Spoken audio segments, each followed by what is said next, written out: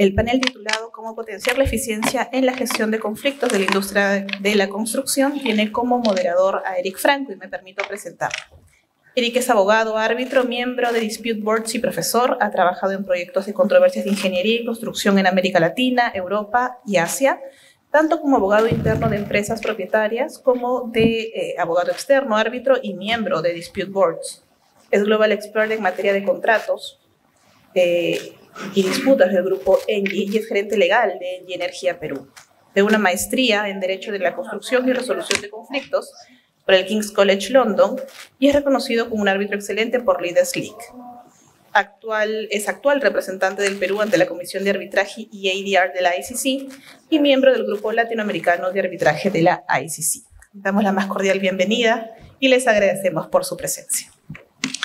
Buenas tardes con todos. A nombre de todos los panelistas queremos agradecer a la Cámara de Comercio y a todos ustedes por poder participar en este panel. Realmente es un gusto poder participar en el aniversario del centro y es un seminario que creo que a todos nos tiene impresionados con la calidad del seminario. Así que estamos muy contentos de estar acá todos. Tenemos un gran panel el día de hoy.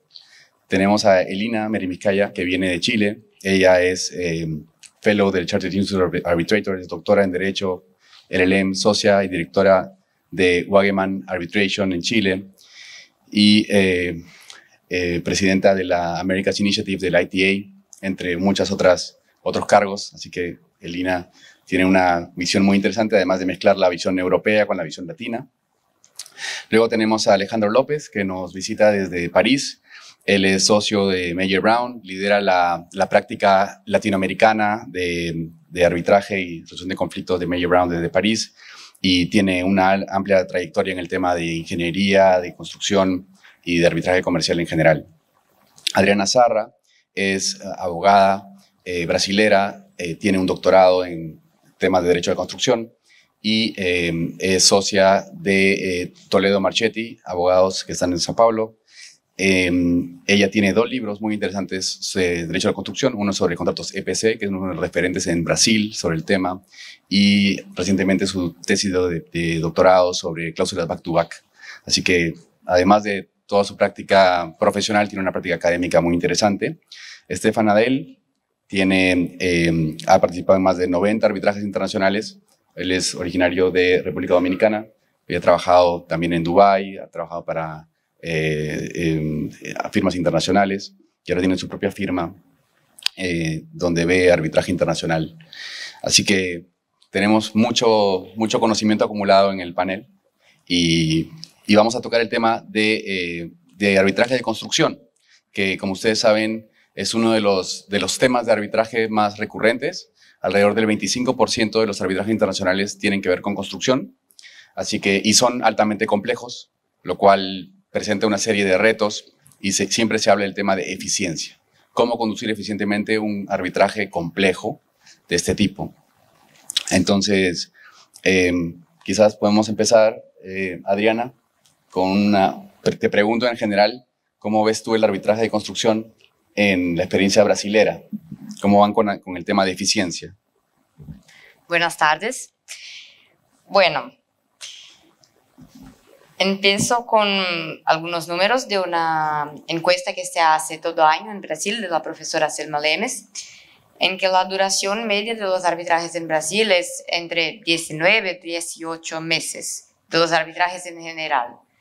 Pero para los arbitrajes de construcción, lo que se ve en la práctica es cosa de 5 años.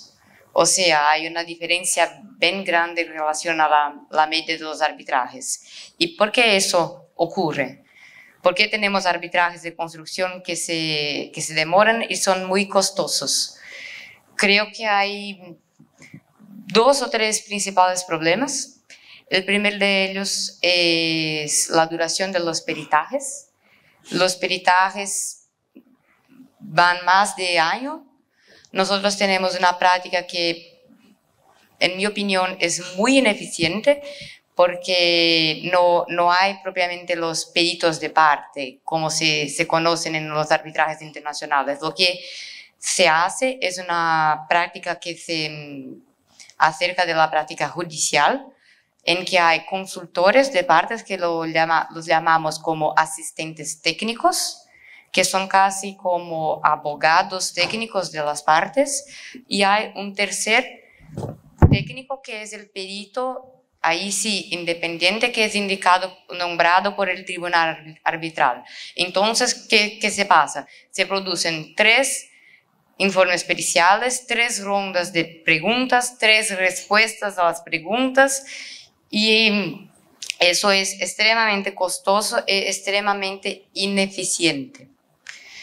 Además de eso, nosotros estamos viviendo un problema muy grave en mi visión, que se relaciona con el periodo de la formación de los tribunales.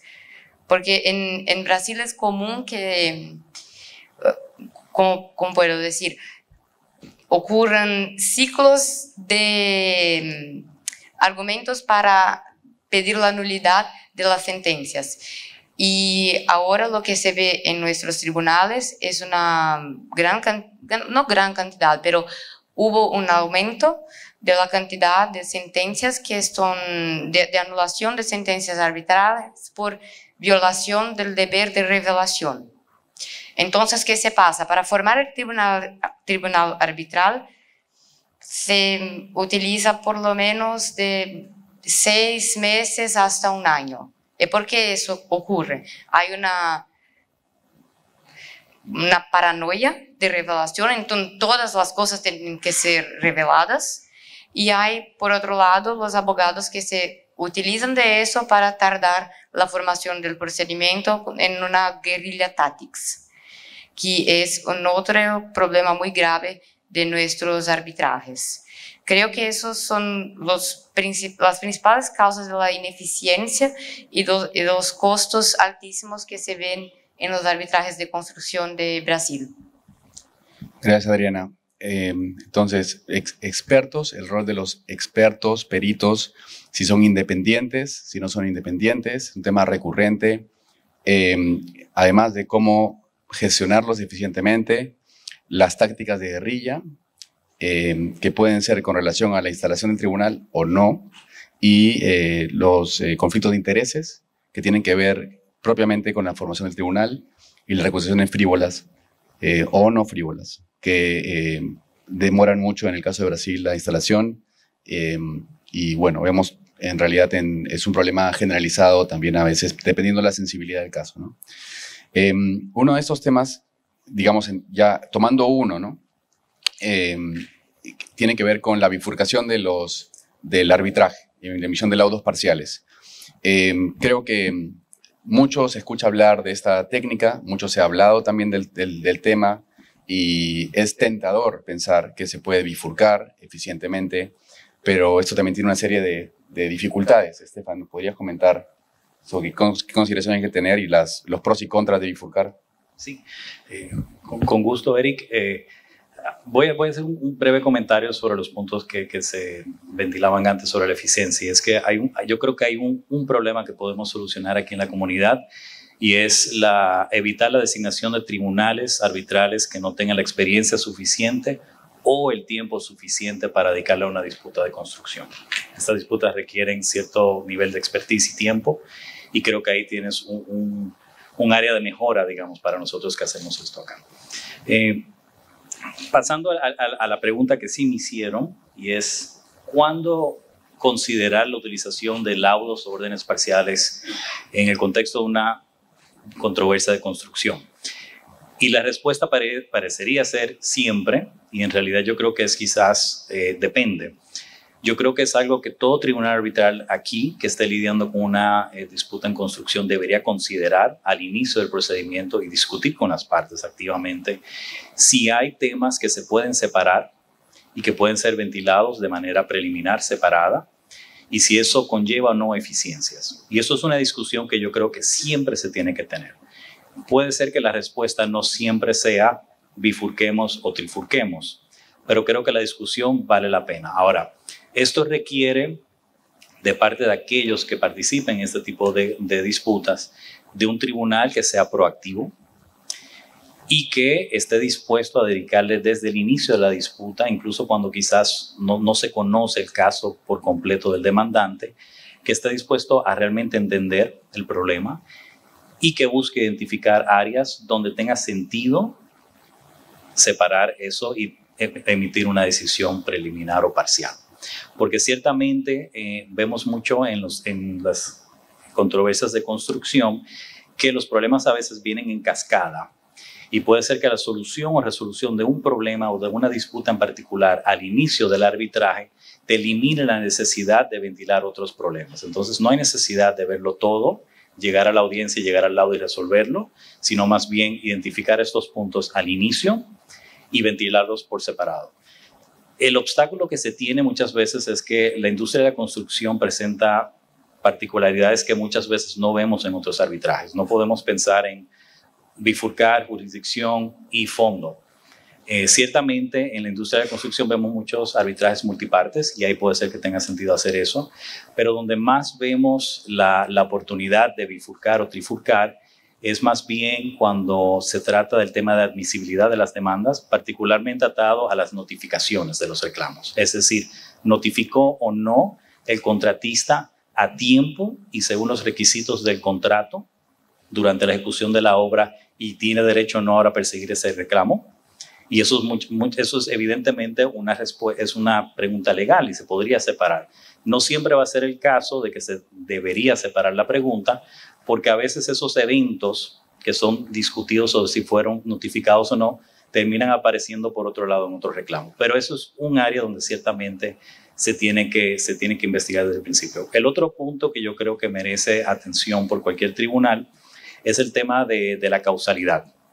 La causalidad es crítica en las disputas sobre construcción, pero la causalidad no siempre va a ir atada a los daños o al fondo. A veces está de un lado y a veces está del otro. Y entonces es importante de que el tribunal con las partes identifique dónde deberíamos ver causalidad y una vez se identifica dónde debería caer, si es parte del fondo o parte de los daños, entonces ahí ver si tiene sentido bifurcar o trifurcar la pregunta para evitar costos sobre temas que quizás no podrían ser relevantes al final del día. Eso es en resumen cómo yo vería este tema, Eric. Gracias, Estefan. El tema de qué tan intrincado puede estar el caso para ver si se puede hacer una clara división de algún tema para poderlo resolver por separado.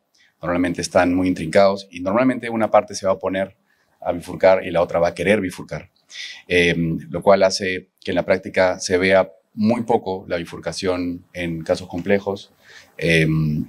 Y Estefan ha tocado el tema del tribunal proactivo, el tribunal con disponibilidad de tiempo, y en realidad estos casos, conforme van siendo más complejos, requieren más disponibilidad de tiempo, ¿no? Y eso es algo que es importante decirlo, porque hay la tendencia a llenarse de trabajo, ¿no es cierto? Tanto los estudios de abogados como los árbitros. Creo que todo el mundo quiere crecer 20% el próximo año, ¿no? Entonces esto requiere mucho autocontrol para hacer espacio para poder tomar casos complejos. Los terms of reference, ¿no? Los puntos controvertidos, muchas veces se toma como simplemente copiar las pretensiones sin darle mucho pensamiento al caso, pero lo que Estefan está diciendo es hay que pensar el caso inicialmente, ¿no? Por ejemplo, cuando el terms of reference, Estefan, te quiero repreguntar, ¿cómo crees que se debería hacer un ejercicio proactivo de terms of reference y si crees que es muy idealista pensar que puede ser un trabajo colaborativo? Yo creo que más si es un tema colaborativo, no es el problema es la etapa en la cual vas a preparar esos términos de referencia que te van a guiar el arbitraje. Generalmente, para que funcionen, deberían hacerse al inicio de la disputa, pero por lo general ni las partes siquiera saben exactamente cómo va a presentar su caso el demandante, mucho menos el tribunal. Entonces, unos términos de referencia que son muy amplios no son muy útiles. Esa es la realidad. Sin embargo, si tratas de ser muy particular al inicio de la disputa, puede ser de que crees puntos en disputas que en realidad no lo son y que al final avanzas por el arbitraje y no te sirven. Entonces, yo creo que los términos de referencia, los puntos en disputa, tienen su beneficio quizás más en arbitraje comercial, en un arbitraje de construcción, por lo menos en mi experiencia, es muy difícil redactarlos de una manera apropiada al inicio. Muchas gracias. Alejandro, adelante. Quería comentar con esto, bueno, lo primero que quiero decir en estos tiempos que corren es que las opiniones y experiencias que voy a compartir con ustedes son mías propias y no son el producto del uso de inteligencia artificial generativa. Dicho esto, lo que sí quería dos matizaciones interesantes a lo que está comentando Stefan. En primer lugar, la idea de los terms of reference. Efectivamente, la idea de que se produzcan al inicio del arbitraje quizás sea demasiado ingenua. Las disputas de construcción tienen vida propia, avanzan, evolucionan, y esas relaciones de causalidad que se veían, ni los abogados más inteligentes son capaces de verlas con claridad desde el inicio. Probablemente puede ser interesante un tribunal arbitral que trate de ir haciendo una aproximación progresiva a los terms of reference y que, una vez se produzca el primer intercambio de escritos entre las partes, traten de sentarse con las partes a ver cómo se están enfocando las disputas y vuelvan a hacerlo antes de la audiencia y vuelvan a hacerlo después de la audiencia. Dejo esa idea ahí. Por otra parte, esa idea de bifurcar, decidir disputas de manera adelantada, presenta, a mi juicio, para el abogado algo que nos da pánico, ¿no? Y es incurrir en un problema de sesgos cognitivos en el tribunal, ¿no? Que el tribunal decida una disputa y a partir de ahí vaya a decidirlas todas igual.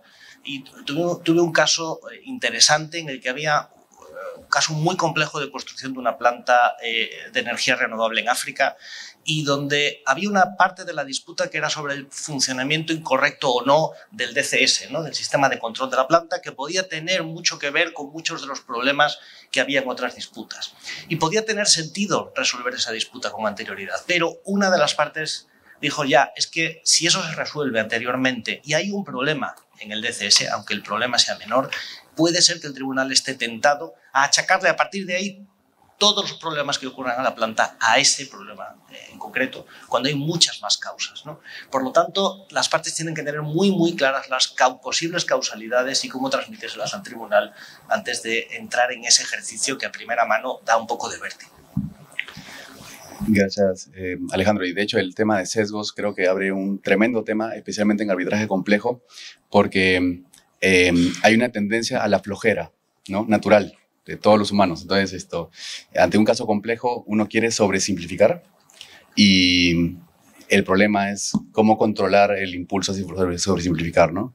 Te pregunto, tú como litigante, ¿cómo evitas, cómo tratas de simplificar el caso, pero no simplificarlo tanto como para que termine siendo presa de sesgos cognitivos por parte del tribunal? Pues es un reto enorme, ¿no? Y es un trabajo que se va haciendo a medida que avanza el caso, ¿no? Muchas veces el día antes de la audiencia dices, pero ¿cómo no vi esto al principio? Lo fácil que habría sido. No lo ves porque realmente es muy difícil de ver. Como digo, es un trabajo que se va haciendo poco a poco y hay que hacer ese ejercicio de tratar de simplificar, pero no creo que tengamos una fórmula mágica para hacerlo, ¿no? Sí, es verdad, hay que tratar de buscar una teoría del caso que sea seductora para el tribunal, ¿no? Y que además no sea demasiado aburrida de contar. Gracias. Adriana, ¿tienes un comentario? No. Okay. Bueno, Elina. Muchas gracias. Las propuestas son innovadoras para el medio en el que nos encontramos, ¿cierto? Por lo menos la práctica que más he encontrado, más habitual que he visto en el Perú, que se inicia el arbitraje circulando la propuesta de reglas de arbitraje, borrador de la primera orden procesal. Me encantaría ver las manos. ¿Quiénes han tenido una audiencia vía Zoom o en persona con anterioridad a fijar las reglas de arbitraje bajo el reglamento de la Cámara? Uy, me faltan los dientes, pero parece que veo 1, 2, 3 manos. Entonces, sin duda, es una práctica que debe promoverse, es una práctica que invita al diálogo y que el diálogo no siempre es el estilo que marca el diálogo y la colaboración, no es el estilo litigioso que marca nuestras latitudes, ¿no? Y a eso se suma la dificultad de conocer el caso, Vimos hoy el panel de la mañana que explicaban cómo el caso escala dentro de la empresa, se toman las decisiones, pero no nos olvidemos que son personas que en algún momento no firmaron una orden de cambio o aprobaron una adicional. El momento en el que la empresa efectivamente entienda qué pasó es probablemente en la audiencia. ¿Sí? Y ahí es un peso adicional. Adriana dijo durante su panel, las partes han hecho un trabajo magnífico, cómo iban como conociendo el caso. Entonces, son todos elementos que hacen tan complejo implementar todas estas maravillosas propuestas colaborativas. Yo estoy en un caso en el que acordamos que íbamos a tener un data room para los expertos. Súper fácil. Data room para los expertos, información común para ambos expertos, pero resulta que el contratista que demandó dice que no tiene el programa en formato nativo. ¿Ya? Entonces, por mucho data room común que tengamos, no vamos a poder colaborar. Si me permite. Sí, adelante, Elena. Cambiar de idea. En Brasil hay una práctica que es exactamente esa de hacer una audiencia antes de la definición de las pruebas. Brasil hay algunas cosas que tengo la costumbre de llamarlas jabuticabas, que es una fruta típica de Brasil, brasileñas. Una de esas es exactamente esta audiencia, que nosotros la llamamos como una audiencia de presentación del caso y definición de las pruebas. Entonces, normalmente en esta audiencia se determina cuáles pruebas van a ser producidas en el arbitraje. No es tan común que se haga desde el inicio del arbitraje la definición de las reglas, como se hace, por ejemplo, en una orden procesal número 1. Normalmente no se va a tantos detalles, se deja un poquito más general, pero en esa audiencia, que es después de la ronda de manifestaciones y tal, se hace esa audiencia donde se determinan cuáles las pruebas que se van a producir.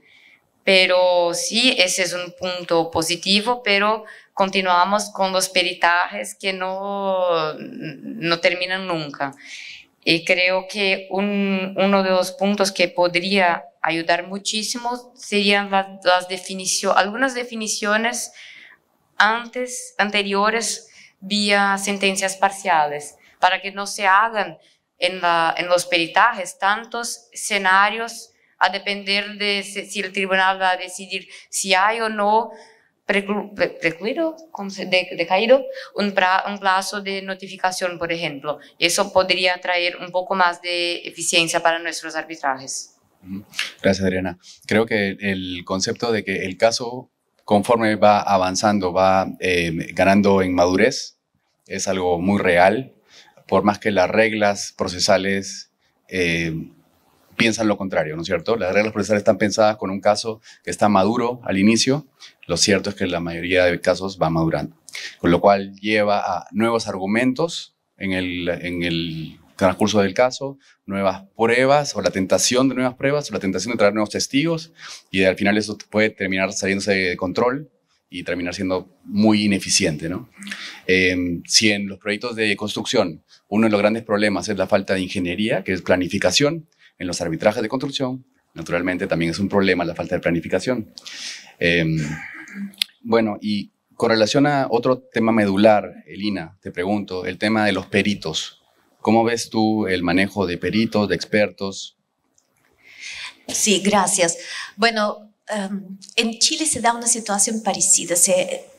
Predominan los peritos del tribunal e incluso se habla del desgobierno del perito, del secuestro de la jurisdicción por parte del perito. ¿Por qué? Porque el tribunal depende mucho del único peritaje válido que vaya a tener, que es el peritaje del perito nombrado por el tribunal.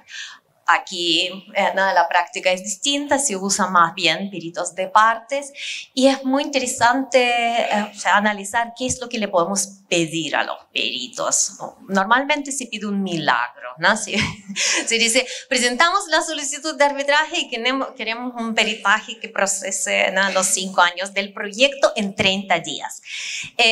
Pero bueno, lo principal obviamente determinar el alcance del peritaje y, como dijimos, a veces el caso evoluciona, a veces los abogados aún no saben si evento climático, hallazgo arqueológico o la improductividad, pérdida de productividad se va a demandar o no.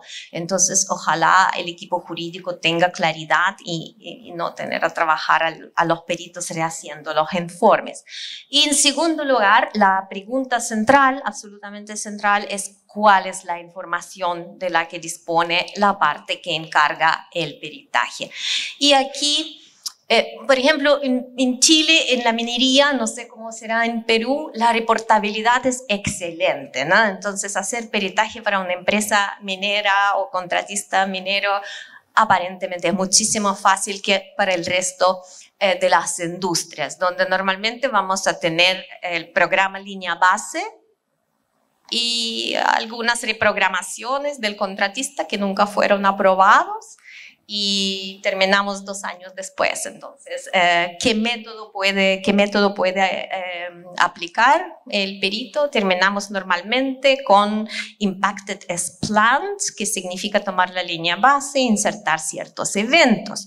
Pero este método se basa sobre ciertas suposiciones, que la secuencia constructiva se ha mantenido igual, que la productividad del contratista se ha mantenido igual. Y esas suposiciones, normalmente el informe pericial no las muestra, no las explica, no dice cómo le consta. Entonces, es un gran desafío que todos podemos esperar de los peritos, que sean muy claros entre cuáles son los hechos, cuál es la información de la que disponía, que los llevó a la elección de un determinado método, sea de impacto en plazo o cálculo de costos, que con este método el resultado es tal, teniendo en cuenta las siguientes suposiciones. Y a veces vemos informes periciales que están repletos de suposiciones y no se evidencian. Entonces yo creo que toda la comunidad, toda la región, tenemos muchos desafíos en aprender a trabajar tanto los peritos como los abogados litigantes y los tribunales al momento de exigirles, ¿no?, informes que ilustran efectivamente al tribunal. Gracias, Lina. Como has dicho, un gran problema es balancear lo teórico con lo riguroso, con lo real. A veces lo teórico es riguroso, ¿no? Es lo único que hay. Pero otras veces uno espera algo más de detalle, más cercano a lo real. Pero a veces eso no es posible. Entonces esto tiene que ver cuándo es buena práctica usar algo teórico, cuándo es buena práctica usar algo más real. Y bueno, ahí es un tema medular, ¿no? Además, el otro problema es lo que decís tú, hasta qué punto el tribunal tiene capacidad para procesar lo que dicen los peritos, para hacerle reto a los peritos, para poder inclusive analizar, ¿no?, comparar lo que están diciendo los peritos.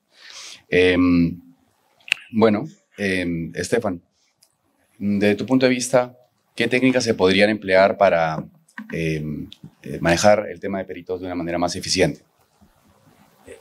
Aquí vuelvo como un disco roto, ¿no? El tema de la experiencia del tribunal es crítico porque aunque un miembro del tribunal pueda ser que no conozca los aspectos técnicos de un proyecto en particular, esas personas sí deberían conocer las diferentes metodologías para tratar el tema de retraso, que es algo que siempre vamos a ver en disputas de construcción, porque cada metodología tiene sus particularidades y eso yo creo que sí es posible para un abogado dominar de manera suficiente para entender cuándo debería ser una cosa o la otra. Lo que vemos en la práctica es que muchas veces no hay un diálogo entre el tribunal y las partes sobre cuál sería la metodología apropiada. Y Elina hablaba ahora de información. Lo primero que hay que hacer es ver qué cantidad de información hay sobre el proyecto y la calidad de la información que hay del proyecto. Había, por ejemplo, un programa de ruta crítica que fue actualizado regularmente o no. ¿Cómo fue actualizado o no? Y eso puede tener un impacto sobre la metodología. El problema con las metodologías que hay para analizar el retraso es que muchas veces no son compatibles. Elina, yo creo que tú mencionaste el Time Impact Analysis, ¿no? Esa es una de las metodologías comunes y es una metodología que primero busca la causa y después el efecto o el supuesto efecto del retraso. Hay otras metodologías, como por ejemplo el Time Slice Analysis, donde tú buscas el efecto primero, ves el retraso en el programa y luego buscas la causa.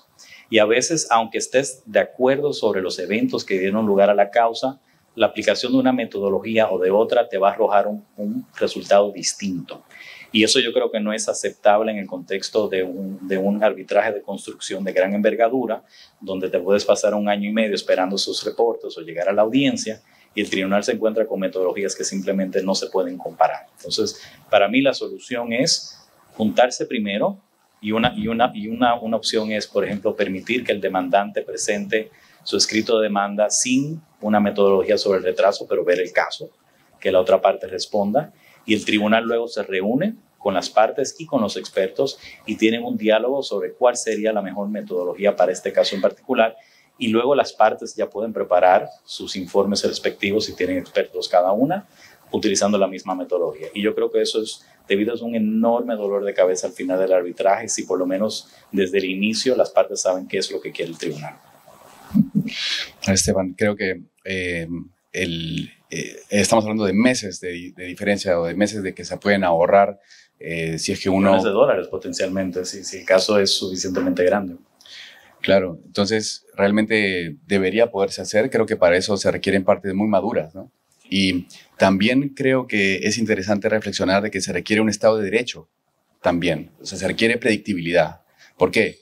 Porque cuando uno cree que puede jugar a ver si engaña al tribunal, puede jugar a ver si pasa por agua tibia lo que uno quiere argumentar, entonces uno puede probar, ¿no? Probar con distintas metodologías. Pero si está más claro cómo se debe analizar una determinada cuestión, sencillamente va a haber que ponerse de acuerdo y va a haber que llegaron a que tal metodología es la adecuada para este caso porque hay muchos precedentes, porque hay mucho escrito, porque es la forma de hacerlo, ¿no? Entonces creo que hay una relación también entre Estado de Derecho, entre claridad, predictibilidad del derecho y metodologías y la posibilidad de colaborar también, ¿no? En ese sentido, Alejandro, ¿cómo ves tú la posibilidad de colaboración entre los peritos, ya sea al inicio, durante o inclusive después de presentar sus informes? Pues efectivamente, Elina comentaba que la panorámica en Chile es el uso quizá de un perito por parte del tribunal. La realidad es que quizá la tendencia que se va viendo en arbitraje internacional es a lo contrario, es a que cada parte utilice un perito, cada parte elija se sirva de un perito o de un experto de su elección, que pese a que trabaja y colabora con la parte, tiene una obligación fundamental hacia el tribunal y ser capaz de ilustrarlo, de guiar al tribunal y de ilustrar los aspectos técnicos relevantes de la disputa. Y ahí podríamos entrar en una discusión que hemos estado hablando anteriormente sobre si son realmente independientes, no lo son. La palabra independiente tiene sentido cuando se habla de un perito. Para mí lo importante es que el perito tiene esa obligación con el tribunal de guiarle, de darle las herramientas y tiene que estar contestando en primer lugar a lo que el tribunal le requiera y le plantee. Ahora bien, el tribunal se va a enfrentar en muchas ocasiones con dos peritos muy prestigiosos, con currículums impresionantes, que saben de lo que hablan, pero que le presentan opiniones completamente contradictorias. ¿Y qué hace el tribunal para navegar entre esas dos opiniones de los dos peritos, ¿no? Hay muchas opciones. Nombrar a un tercer perito, pero evidentemente no es la opción más eficiente. Simplemente dejarse guiar por su propia intuición, pero a veces puede no ser suficiente y darse cuenta después de la audiencia de que hay cosas que no entiende o que no tiene las herramientas para poder discernir entre lo que le presentan los dos peritos. Y una herramienta que cada vez se utiliza más en el arbitraje internacional es pedirle a ambos peritos que trabajen conjuntamente, que se sienten con anterioridad a la audiencia y en ocasiones vemos esto poco después de presentar a lo mejor un primer informe o incluso en momentos anteriores, y que esos peritos trabajen conjuntamente y traten de elaborar un informe conjunto. Ahora, ¿es eficiente esto? Bueno, evidentemente esto tiene un coste. Si ya es suficientemente caro o ya es caro que un perito, uno solo, elabore un informe pericial sobre una cuestión técnicamente compleja, si ponemos en la sala a dos peritos que parten en muchos casos de premisas diferentes, este ejercicio puede ser un ejercicio tremendamente costoso.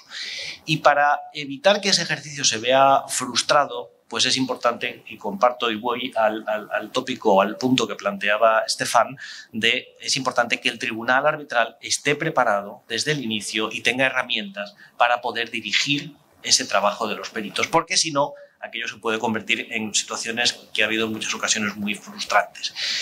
Y hemos visto casos en los que los expertos, aunque sean independientes, tienen directrices muy claras de los abogados cuando se enfrentan a estas reuniones conjuntas que pueden hacer simplemente imposible, aunque solo sea la elaboración de la lista de puntos que se tienen que discutir. Y hay ocasiones en las que desgraciadamente hay auténticas batallas sobre cómo se enuncia uno de los puntos a discutir, si se pone énfasis en un aspecto o en otro, o expertos que insisten recurrentemente en traer al debate cuestiones de contrato, de aplicación del contrato, de interpretación del contrato, o abogados que interfieren, que antes de estas reuniones de los expertos dan a los peritos unas directrices muy concretas que los peritos siguen, o acuerdos que se alcanzan y que una semana después el perito en cuestión se desdice porque ha hablado con el abogado que le ha nombrado y se da cuenta que ha pisado una línea roja, ¿no? Todas esas situaciones ocurren y creo que para que una colaboración entre los peritos funcione bien, quizá podemos decir que son necesarias cuatro elementos o cuatro premisas, ¿no? El primero, un tribunal arbitral que esté preparado para dirigir este proceso, que conozca suficientemente bien o tenga al menos unos conocimientos técnicos suficientes como para poder entrar en ese diálogo con los expertos y que haya estudiado el asunto para poderle transmitir a los expertos qué quiere de ellos, qué necesita que resuelvan, qué cuestiones. En segundo lugar, que se utilice un formato sencillo en ese informe conjunto. Un informe conjunto no es un informe de 100 páginas con antecedentes, no, es más bien una lista de preguntas acerca de las cuales los peritos tienen que decir cuál es su opinión de manera muy sencilla y si hay acuerdo o no entre ellos. En tercer lugar, evitar que cuestiones legales o contractuales queden en manos de los peritos. Y si surgen, los peritos deben ir al tribunal y decirle: tenemos este elemento contractual, ¿qué hacemos? Y ahí el tribunal decidirá qué hace. Si le dice a los peritos: aborden ustedes dos escenarios, el de que esto se interpreta de manera A o de manera B. Y por último, y muy importante, que los abogados estén atados de pies y manos y no puedan intervenir e interferir en ese procedimiento de colaboración entre los peritos.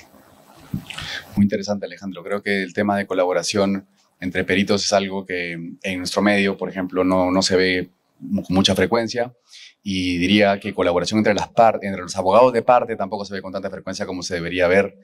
O sea que creo que tiene que ver con la madurez del mercado, tiene que ver con la madurez de los profesionales involucrados. Conforme hay estudios más sofisticados, conforme hay peritos más sofisticados, saben que hay que colaborar, saben que es parte del proceso, saben que le conviene a todos, y creo que sería ideal empezar a verlo cada vez más en nuestro medio.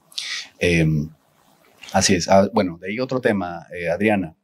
Tú has iniciado hablando de las tácticas de guerrilla, y te quería preguntar con relación a ese tema, ¿cómo has visto tú la condena de costos cuando hay tácticas que hacen muy ineficiente el proceso? Sí. Las tácticas de guerrillas son, en la encuesta de Queen Mary sobre la eficiencia en los arbitrajes de construcción, la principal causa de ineficiencia indicada por las personas fueron las tácticas de guerrilla. Y una de las sanciones que se puede utilizar para evitarlas es la condenación en la distribución de los costos al final del arbitraje de una manera que sancione ese tipo de comportamiento malo. Pero en Brasil es muy raro que eso ocurra. Aunque los reglamentos y los terms of reference siempre tengan ese tipo de regla que permita a los árbitros que aplique sanciones a depender del comportamiento de las partes, en la práctica no es común que eso ocurra. Normalmente solo se distribuyen los costos conforme las pérdidas y los ganos, pero no se lleva en consideración esos comportamientos de guerrilla tactics, que yo creo que es un gran problema y que eso debería urgentemente cambiar. Y Alejandro, con relación al tema de méritos, hay una técnica que cada vez va ganando un poco más de fuerza, que es el sealed offer, la oferta cerrada. ¿Podrías explicar brevemente de qué se trata y tu experiencia? Sí. A ver, las ofertas selladas efectivamente es una técnica relativamente nueva, al menos en el mundo del derecho civil. Es una práctica que procede del mundo del derecho anglosajón, que lo que busca es vincular el rechazo de una oferta para transar, o sea, una oferta rechazada, una oferta de transar que ha sido rechazada, con la decisión sobre los costos del arbitraje. Y de esa manera tratar de promover incentivos y eficiencia. Entonces, a ver, cuando una parte realiza una oferta de transar una disputa a la parte contraria, lógicamente no quiere que el tribunal que decide la disputa tenga conocimiento de esa oferta, y en la mayor parte de las jurisdicciones estas ofertas son privilegiadas o están excluidas de los ojos del tribunal arbitral, ¿no? Para que no se vea influido por estas ofertas. Sin embargo, una parte puede querer que una oferta que ha sido rechazada sí sea conocida por el tribunal arbitral a la hora de decidir sobre las costas, y que el rechazo de esa oferta, si no es razonable, tenga consecuencia en la condena en costas. Por ejemplo, si la oferta era más favorable para la parte que la recibe que el resultado final del laudo, que el tribunal pueda condenar a la parte que rechazó la oferta a pagar las costas del arbitraje o una parte mayor de las costas del arbitraje como consecuencia de su actuación no razonable de rechazar esa oferta, ¿no? Este es un mecanismo que existe en derecho inglés, se utiliza un privilegio llamado without prejudice save as to costs, lo que busca es mantener, como digo, la oferta fuera de los ojos del tribunal arbitral o del juez, salvo cuando se lleva a las costas. Se llama ofertas selladas porque la idea es que esa oferta que ha sido rechazada se meta en un sobresellado y el tribunal solo acceda a ella después de haber decidido los méritos del caso y cuando solo le queda por decidir las costas. Creo, sinceramente, que estas ofertas pueden contribuir a la eficiencia en arbitrajes de construcción, ya que al tener potenciales repercusiones en costas, las partes tienen un incentivo para hacer ofertas de transacción razonables, y la parte que recibe una oferta de transacción tiene un incentivo para que, si esa oferta es razonable, aceptarla, porque sabe que si la rechaza razonablemente eso puede tener consecuencias sobre las costas. Quiero referirme brevemente, en los últimos meses he tenido 3 asuntos CCI donde diferentes tribunales arbitrales han abordado ofertas selladas. No tenemos tiempo para referirnos a los hechos en cada uno de ellos, pero sí quizá a cuatro conclusiones que de esos asuntos se pueden extraer sobre cómo operan o qué requisitos deben tener las ofertas selladas para ser tenidas en cuenta válidamente en materia de costas, ¿no? El primero es que para que una oferta sellada sea considerada en costos debe ser susceptible de aceptación automática, es decir, no deben quedar puntos abiertos a posterior negociación. Una oferta sellada no puede ser y el punto B lo negociamos, no, tiene que haber una oferta de se toma o se deja. El segundo punto, que sean ofertas de aceptación posible, es decir, que no haya ningún punto imposible o ningún punto que quede en manos de un tercero y por tanto no dentro del ámbito de aceptación de la parte que recibe la oferta. El tercer punto es el criterio que refería antes, que los términos de la oferta sean mejorados por el laudo, es decir, que el que recibe la oferta habría quedado mejor de aceptar la oferta que no de continuar en el arbitraje. Y por último, es también importante la fecha en la que se hizo la oferta. Es decir, si el momento en el que se hizo la oferta habría permitido o no ahorrar costes en el arbitraje. Si la oferta se hace 2 meses antes de recibir el laudo, pocos costes se ahorran. pero si la oferta se hace antes de la audiencia, evidentemente hay costos que se podían haber ahorrado de haberse aceptado esa oferta. Es, como digo, una herramienta poco conocida en el mundo del derecho civil, pero que cada vez se utiliza más, y los tribunales arbitrales, si se enfrentan con ellas, las reciben en el momento procesal que tienen que recibirla, después de haber decidido los méritos del caso, son susceptibles o son sensibles al contenido de las mismas a la hora de abordar los costos. Gracias, Alejandro. Ante gastos arbitrales elevados, vale la pena probar técnicas para que la distribución sea lo más justa posible. Bien, nos quedan unos pequeños minutos, entonces abrimos para preguntas. ¿Tenemos preguntas?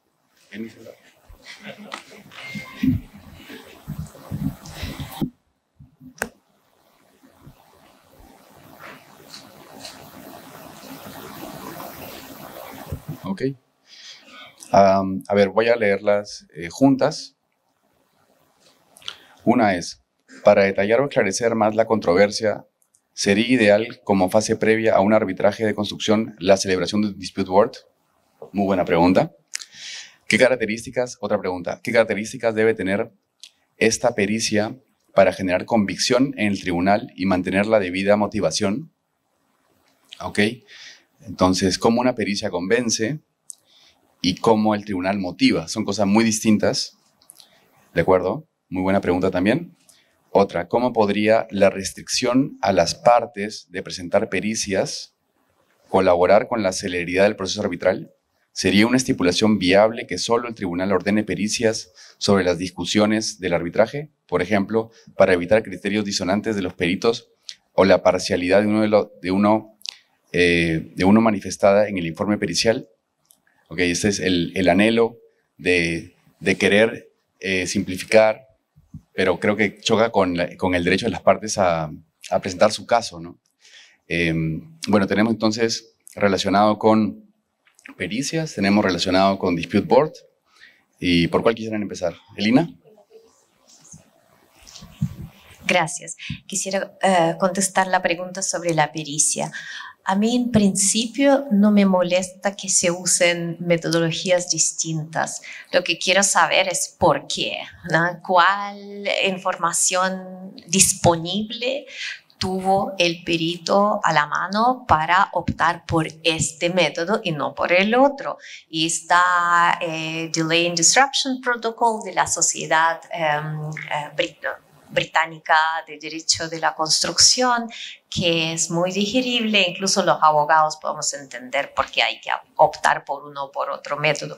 Y otra forma de convicción, por ejemplo, hay técnicas de interrogación que usan a veces los abogados, que los preguntan a los peritos por todo lo que no hicieron. ¿No? Es como todos los platos peruanos que no probaron. Yo quiero saber que pregunten sobre el plato, ¿no? que preparó el perito y cómo lo eligió, con qué ingredientes, con qué expertise, cómo lo trabajó. Entonces, yo creo que ahí se convence, comunicando cómo fue el trabajo, o sea, una memoria de cálculo que explica paso a paso lo que hizo el perito y por qué lo hizo. Gracias, Lina.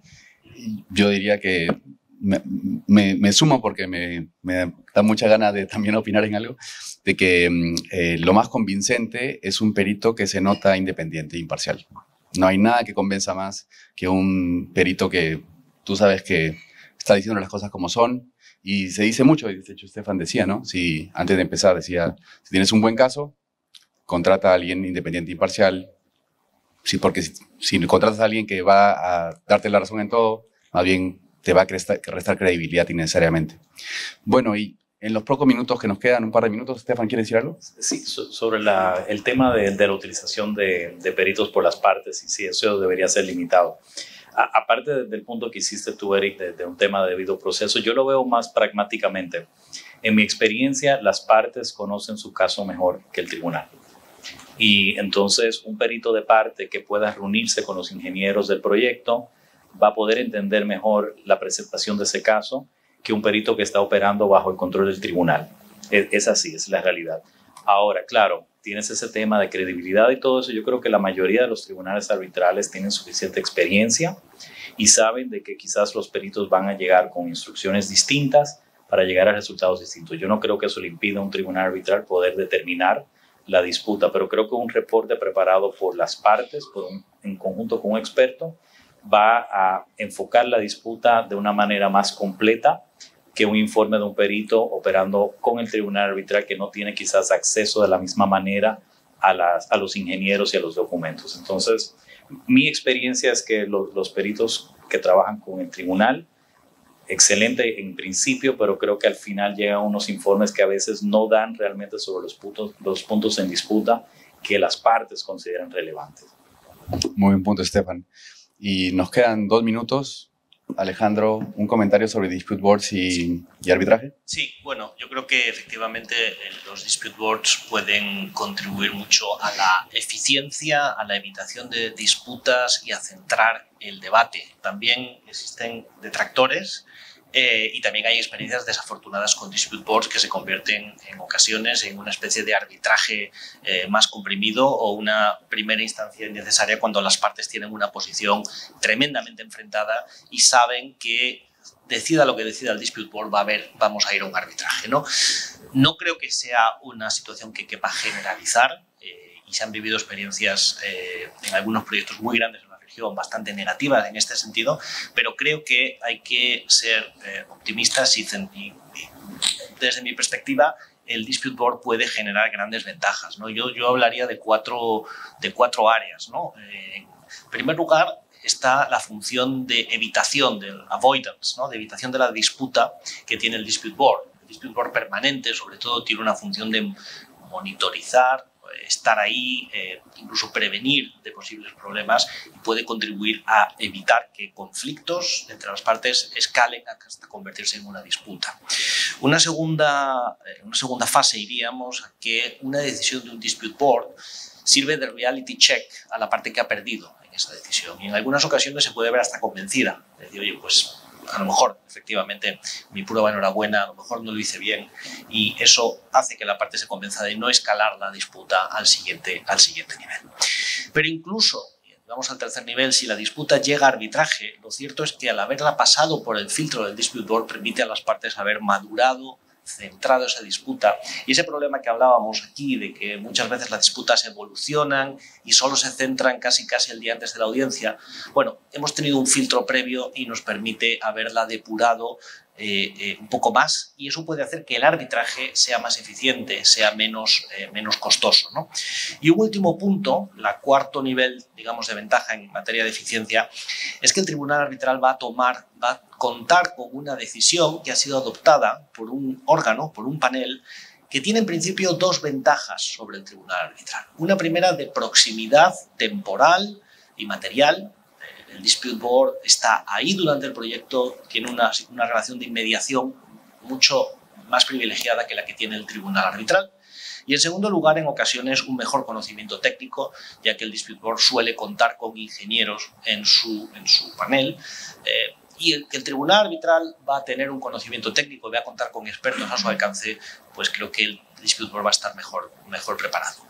El tribunal arbitral va a resolver la disputa siguiendo su propio criterio, va a hacer su propio análisis y yo nunca he visto un tribunal arbitral que simplemente cite lo que dice el dispute board y lo dé por bueno. El tribunal arbitral va a analizarlo críticamente, pero tener delante de sus ojos esa decisión motivada le va a ayudar a canalizar y a ir adelante y a ver de manera crítica y de una manera útil los aspectos técnicos que se resuelven, que se tienen que decidir en la disputa. Muchas gracias, Alejandro.